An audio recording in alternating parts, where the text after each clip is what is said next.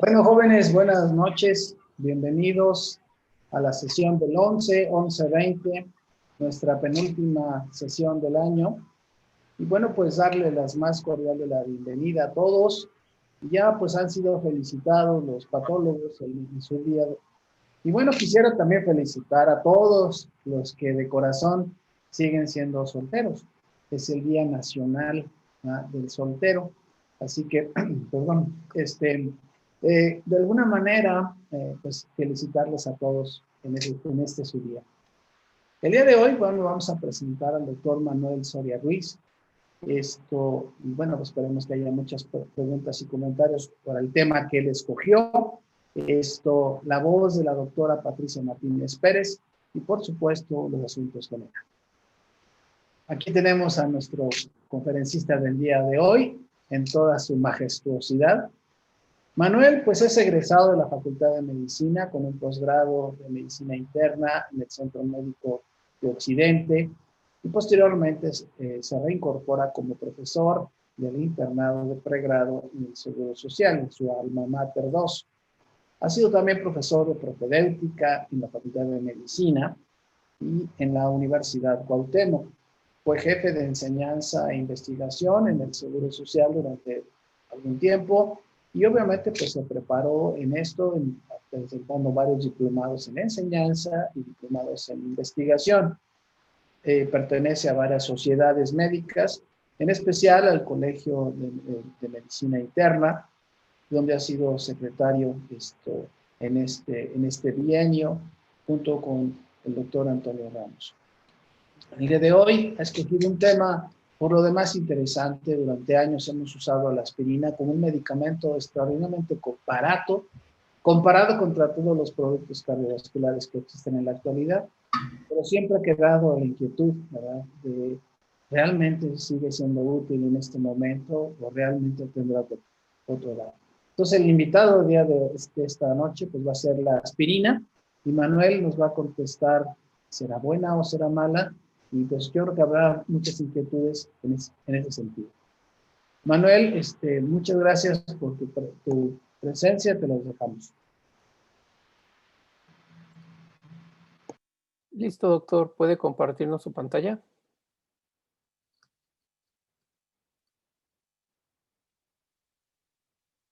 ¿No?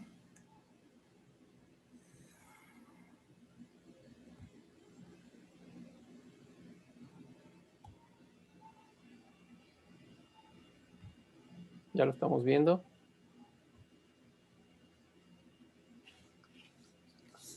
Bien. Todo bien, ¿verdad? ¿Se ve bien? Sí, ya lo estamos viendo. Nada más no veo su cursor. Ok.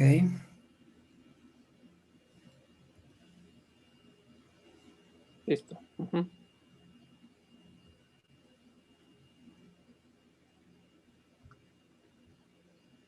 Perfecto.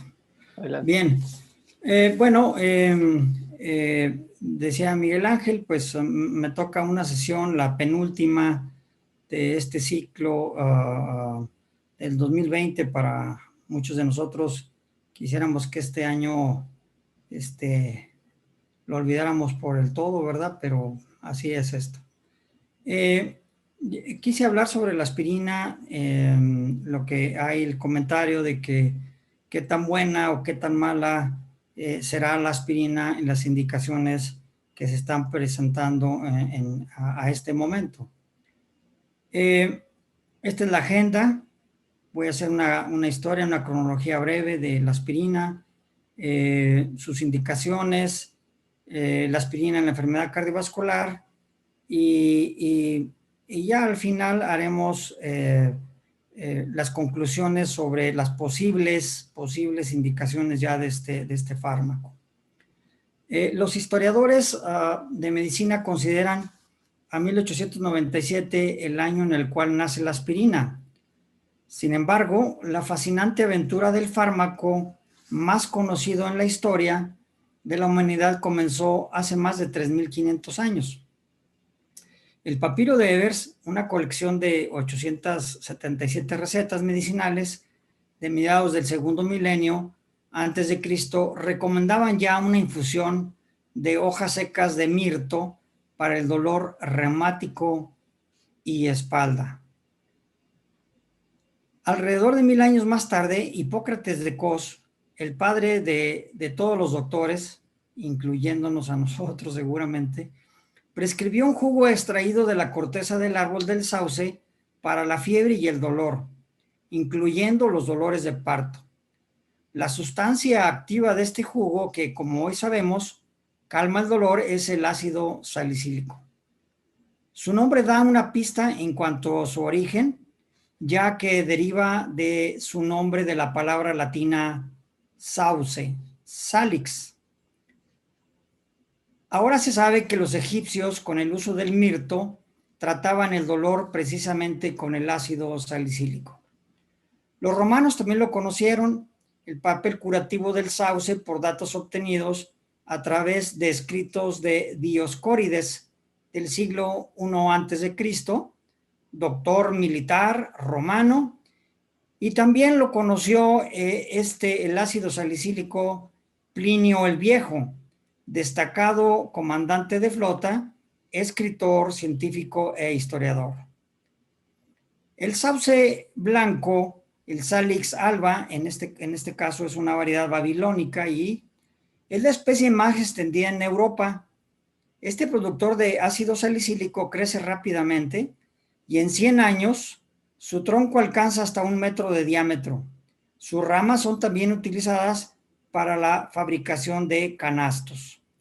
Si un árbol se poda con frecuencia, se convierte en un sauce enmarañado y desmochado, como nosotros lo conocemos como el sauce llorón.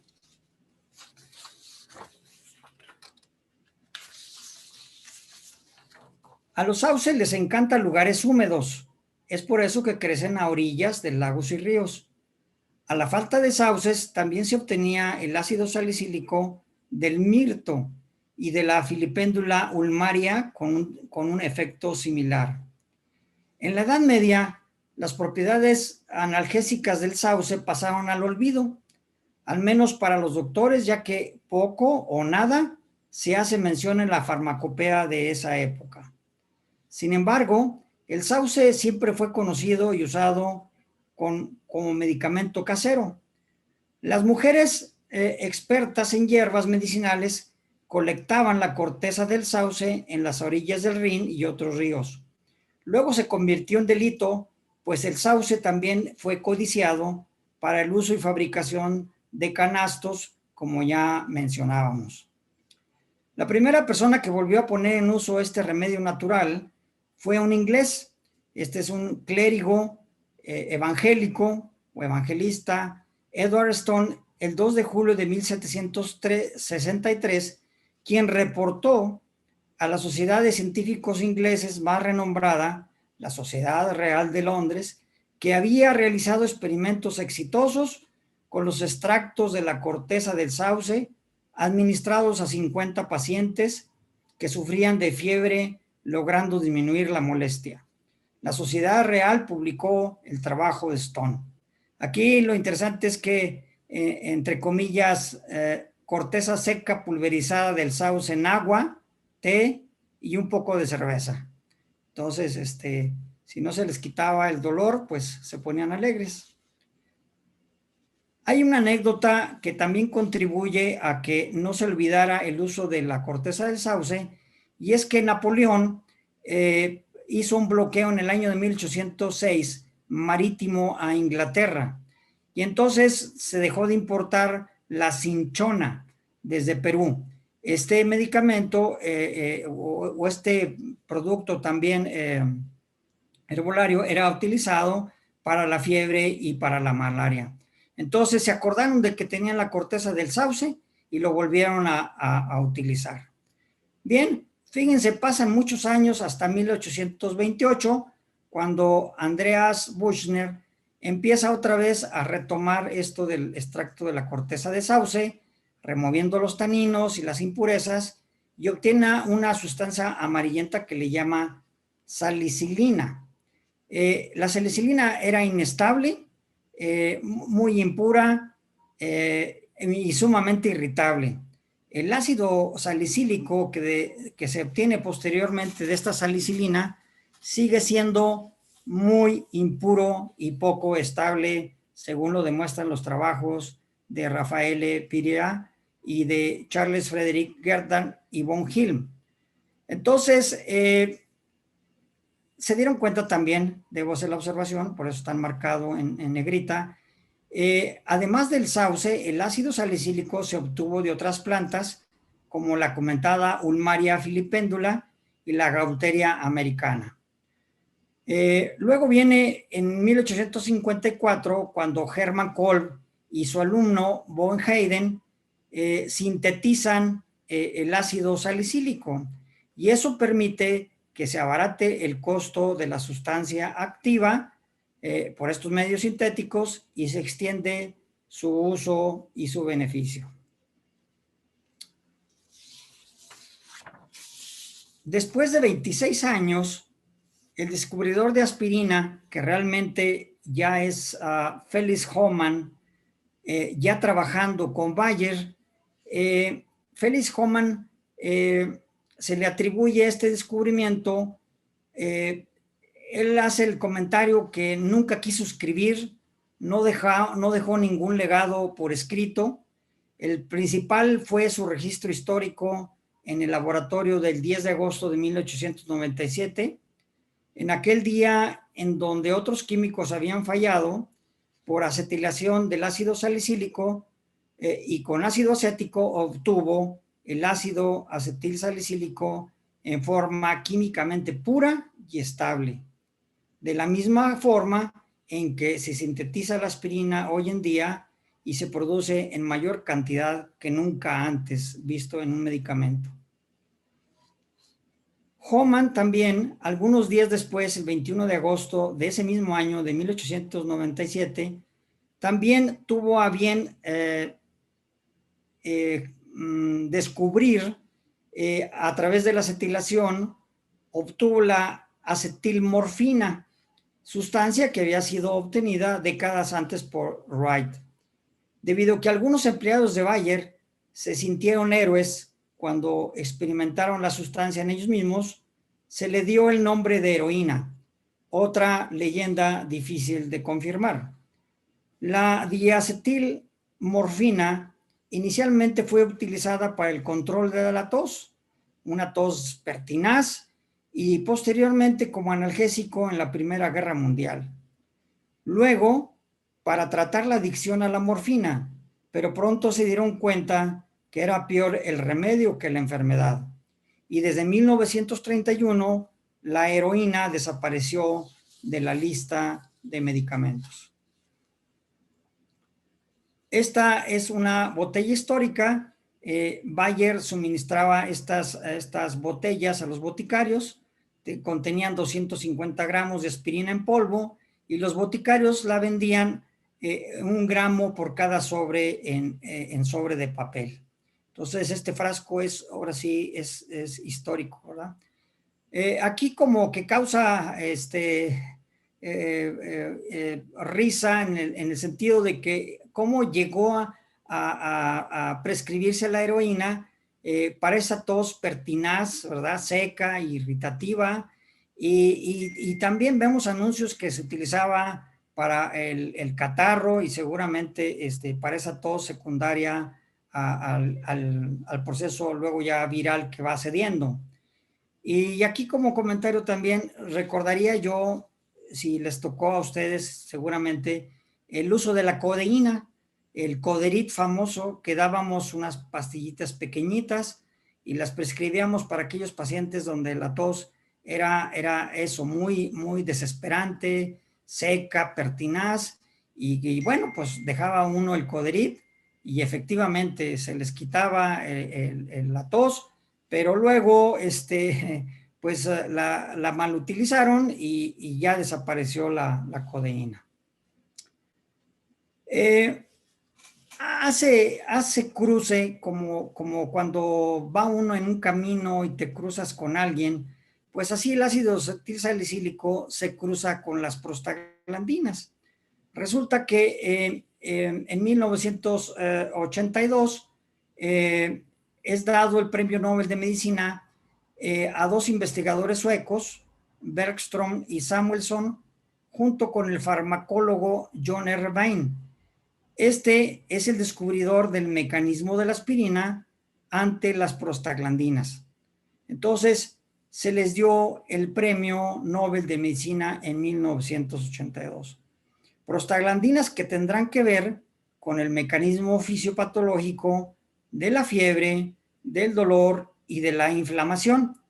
Indicaciones iniciales para este medicamento estrella que sería la aspirina. Ahí están las imágenes.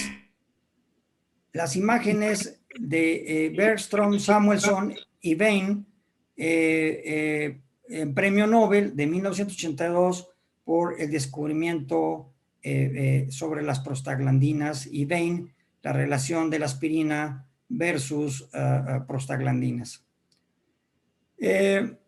Entonces, el efecto directo es la aspirina reduce la fiebre, la inflamación y disminuye o elimina completamente el dolor. La producción de prostaglandinas involucradas en este proceso debe de ser detenida. Las prostaglandinas, entre otras sustancias, magnifican el dolor, o sea, provocan ese estado de hiperalgesia. Y también intervienen prostaglandinas en la regulación de la temperatura corporal. Asimismo, va a intervenir en la respuesta inflamatoria, provocando una buena vasodilatación y una permeabilidad de productos inflamatorios a esa área. Entonces, en sí, debemos de pensar que las prostaglandinas son expresiones del mecanismo de defensa del cuerpo humano que intenta reparar el tejido o función dañada a través de las prostaglandinas. Quiero hacer referencia de que si no tuviésemos la hiperalgesia, seguramente muchos pacientes que tuviesen dolor precordial no acudirían a su atención médica y tendrían un pronóstico muy malo. O aquel que tiene un cuadro de apendicitis y no tiene el dolor que se reconoce como generador de ese proceso inflamatorio, pues ese paciente podría también llegar a perforar su apéndice si no llegara a tener el dolor. Entonces, lo que trato de decir es que estas prostaglandinas intervienen en procesos fisiológicos, sobre todo procesos fisiológicos reparadores. Las prostaglandinas son sustancias biorreguladoras sintetizadas en la cantidad, en el lugar y el momento adecuados. El único lugar donde se pueden almacenar es en el líquido seminal, en la próstata. En ocasiones sus funciones reguladoras interactúan conflictivamente entre ellas, ya que algunas provocarán vasodilatación y otras provocarán vasoconstricción, aumentando o disminuyendo la presión arterial. Asimismo, el efecto prostaglandina se ve en la secreción del ácido clorhídrico y la pepsina por el estómago, en cantidades adecuadas para procesar los alimentos por los jugos gástricos. Otras prostaglandinas van a proteger al estómago con la producción de un moco que se adhiere a las paredes propias del estómago, la parte mucosa, y evitan, obviamente, la exposición al ácido clorhídrico, a los productos biliares, a las enzimas digestivas, al alcohol cuando lo ingerimos, o a otras sustancias agresivas, como sería el caso de los antiinflamatorios no esteroideos. Recordad también que estas prostaglandinas contribuyen a funciones específicas en ovario y útero durante la menstruación, el embarazo y el nacimiento. Pero no todo es miel sobre hojuelas y surge el dilema. El ácido acetilsalicílico o la aspirina es analgésica, antiinflamatoria y antipirética, al inhibir la ciclooxigenasa 2, enzima que entra a este proceso para disminuir las prostaglandinas en los procesos inflamatorios sobre todo. Pero por otro lado, la ciclooxigenasa 1 también pone fuera de acción, la aspirina pone fuera de acción la ciclooxigenasa 1 y entonces la síntesis de prostaglandinas que protegerían al estómago se ven inhibidas. Por tanto, el estómago ya no posee ese escudo protector y la mucosa gástrica está expuesta al ácido salicílico. Y el resultado sería el riesgo de hemorragia digestiva.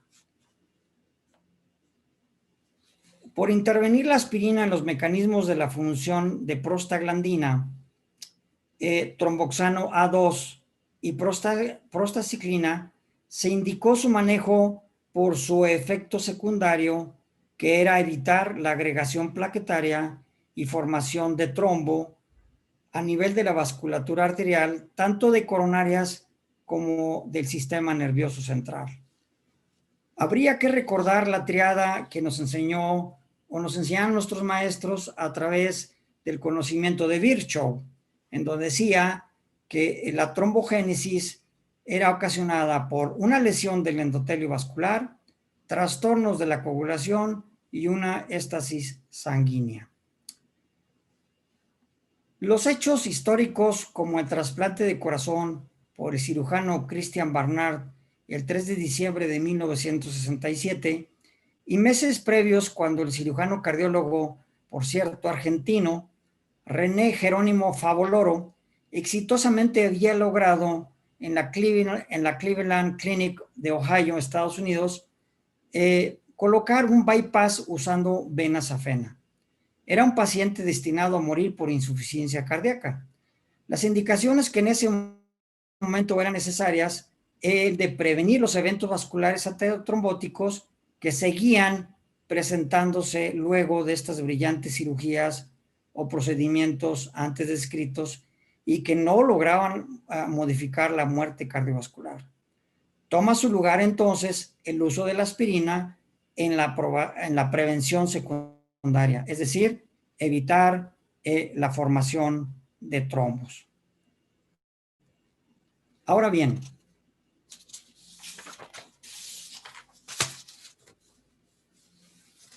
la aspirina debe utilizarse en prevención primaria para enfermedad cardiovascular y del sistema nervioso central. Esa sería la pregunta.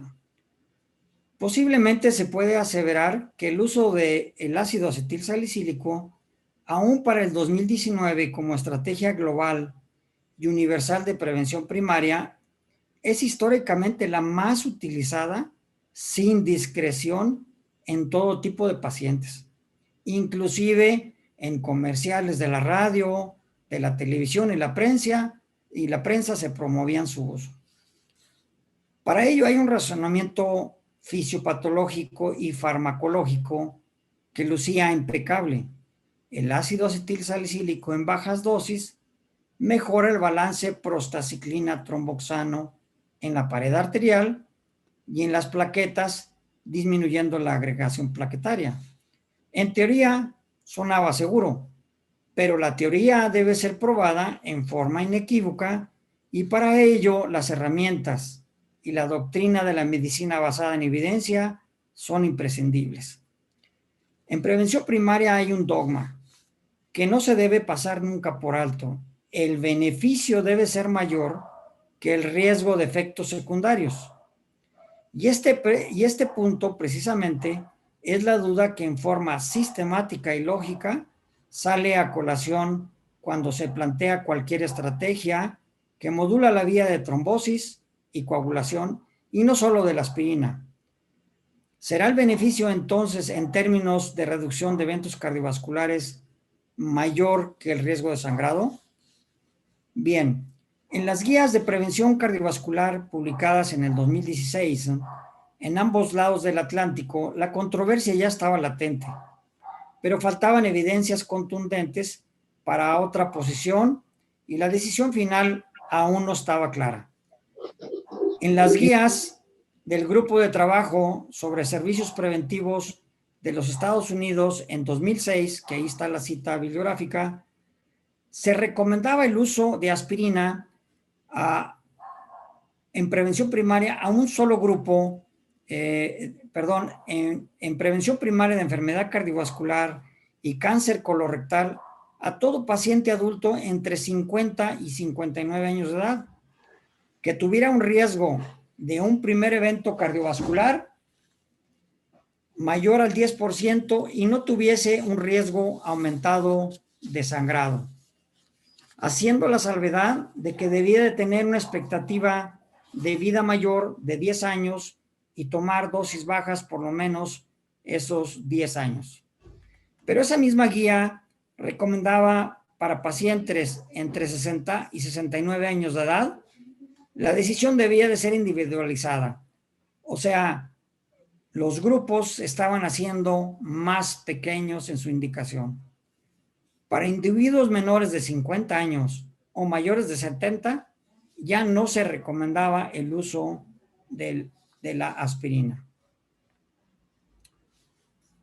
Por su lado, las guías de la Sociedad Europea de Prevención Cardiovascular, publicadas a apenas un mes de diferencia de las americanas, en el 2016, especifican en forma directa y simple que el uso de antiplaquetarios en personas libres de enfermedad cardiovascular no se justifica, porque el riesgo de sangrado es mayor que el beneficio de prevención primaria.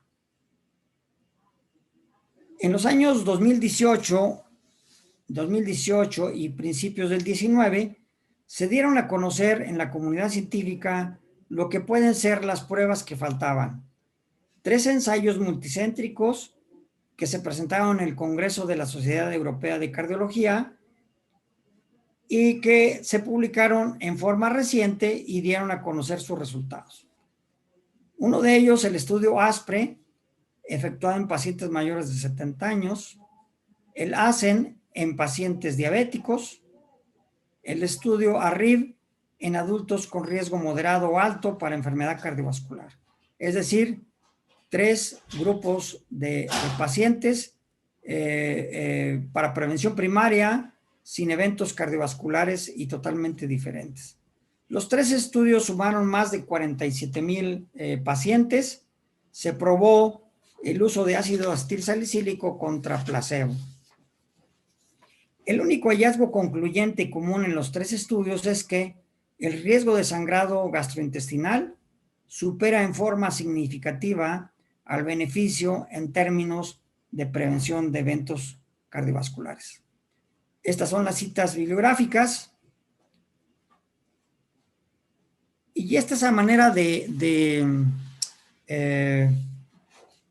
como caricatura, con fácil entendimiento, el estudio ASCEN, me voy a el estudio ASCEN en pacientes mayores, el ASPRE en pacientes mayores de 70 años sin historia previa de enfermedad cardiovascular.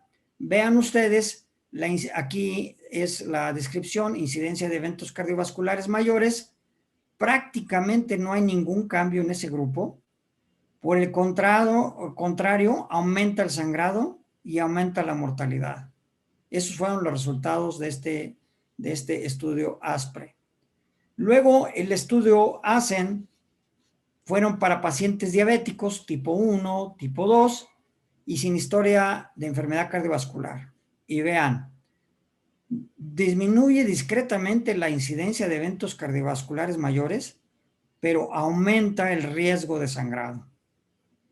Y por último, este estudio, el ARRIV, en donde eran pacientes de moderado a alto grado, porque aquí el porcentaje, cuando yo leí el artículo, hablaban de un 10%, pero por alguna situación incrementaron del 10 al 20% el riesgo de sufrir un evento cardiovascular en estos pacientes.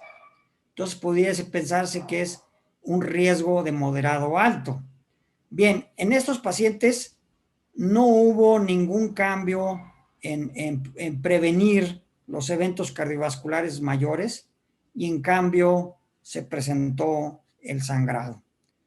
Este es los estudios, el tipo de población, el medicamento señalado, aspirina 100 miligramos con capa entérica contra placebo, el tiempo de evolución bastante, 4.7, 7.4 años y 5 años.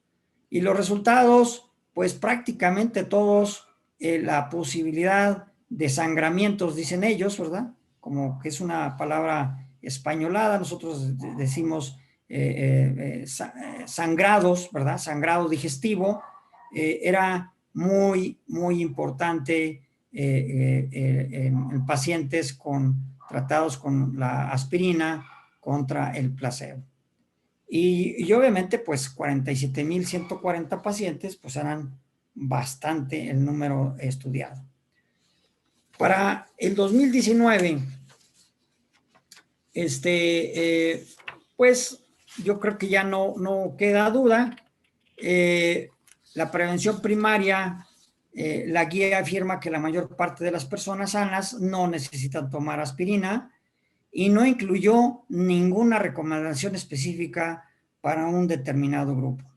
Esto no se va a alcanzar a ver bien, pero créanmelo que así lo dice, ¿verdad?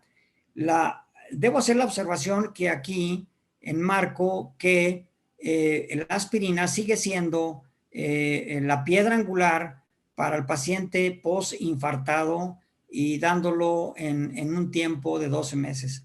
Una clase 1, nivel A. Entonces, eso es diferente, eso es prevención secundaria. Entonces, las guías del Colegio Americano de Cardiología, pues en prevención primaria dice que la mayor parte de las personas sanas no necesitan tomar aspirina y no incluyó ninguna recomendación específica para un determinado grupo. Pero como siempre, luego dejan allí una ventanita, una rendija, y ellos arguyen la posibilidad de dar 75 a 100 miligramos. Por ahí conocemos que hay aspirina de 81 miligramos, me decía el doctor Antonio Ramos Medina en Estados Unidos, esa no la tenemos nosotros, pero fíjense a qué grupo se lo daban, o estarían dando esa posibilidad.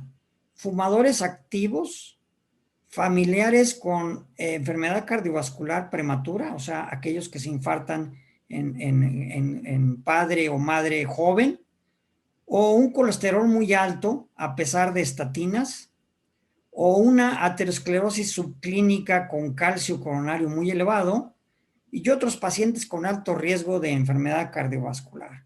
Entonces, esto hacía que por allí la manga se abriera y como cuando le decimos a un paciente no tome vino, y si te dice que aunque sea una copa y eres permisivo, seguramente seguirá tomando 1, 2, 3, 5 copas, y así lo mismo con el paciente con aspirina. ¿Qué dicen las guías europeas en el 2020? Bien, se sugiere, esto se me hizo muy interesante, se sugiere evitar tratamiento antitrombótico combinado, fíjense, porque eso lo maneja mucho los cardiólogos que se dedican a la intervención, al intervencionismo, dar 2 medicamentos, si no es que hasta 3 medicamentos antiplaquetarios cuando van a hacer el procedimiento invasivo. Ahora se sugiere que esta medida intente evitarse una potente agregación plaquetaria, antiagregación plaquetaria, en un paciente en el que aún se desconoce la anatomía coronaria. Quedó también por agregar que la aspirina aún es la piedra angular durante el evento isquémico agudo y posterior a intervencionismo coronario percutáneo y o cirugía. El modelo de prevención secundaria es el uso de 2 antiplaquetarios. Ya comenté, la piedra angular sigue siendo la aspirina y otros agregados con efectos diferentes, como estos del P2, Y2, que inhiben el receptor del por parte del difosfato de adenosín plaquetario. Se están utilizando ahorita diferentes esquemas, que es lo que trato yo de aquí de hacer la observación. Hay pacientes ya en donde la aspirina, en vez de darse 12 meses en forma continua, se están manejando ahorita estudios con el manejo de aspirina de 3 meses a 1 mes, pero obviamente asegurando un segundo agente antiplaquetario.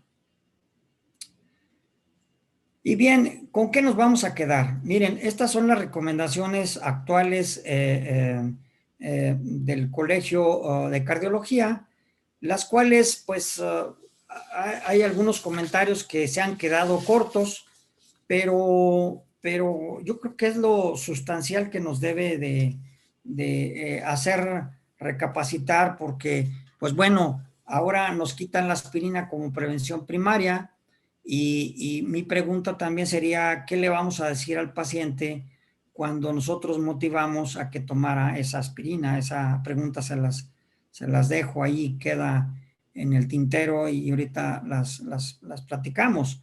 Bien, cambios de estilo de vida. No hay de otra. Hay que evitar el tabaco, el manejo del ejercicio y la dieta.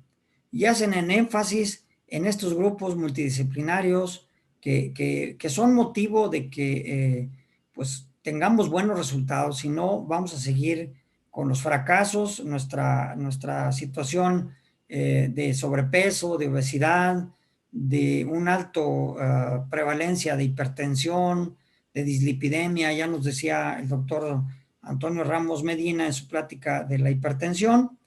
Pues tenemos que hacer caso. Y seguramente esta pandemia también nos está acosando y nos está pagando, como dicen por allí, nos está pasando la cuenta en este proceso de obesidad, de sobrepeso y de las comorbilidades que ya sabemos nos producen un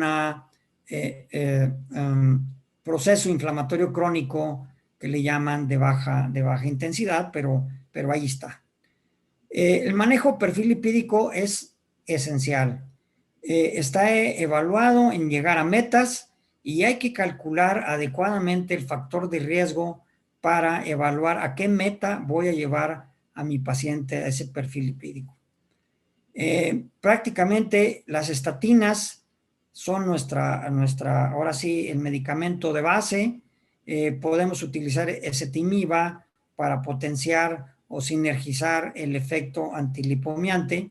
Y ahora la buena noticia, la buena y la mala, es que tenemos anticuerpos monoclonales que van a inhibir la PCSK9, la proproteína convertasa tipo 9, y que esto nos origina o nos da la oportunidad de disminuir a metas sobre colesterol LDL que nos estamos planteando. Imagínense, yo nunca hubiera pensado en llegar a tener a nuestros pacientes y bueno, pues a uno mismo, una meta de colesterol LDL de menor de 55 miligramos por decilitro.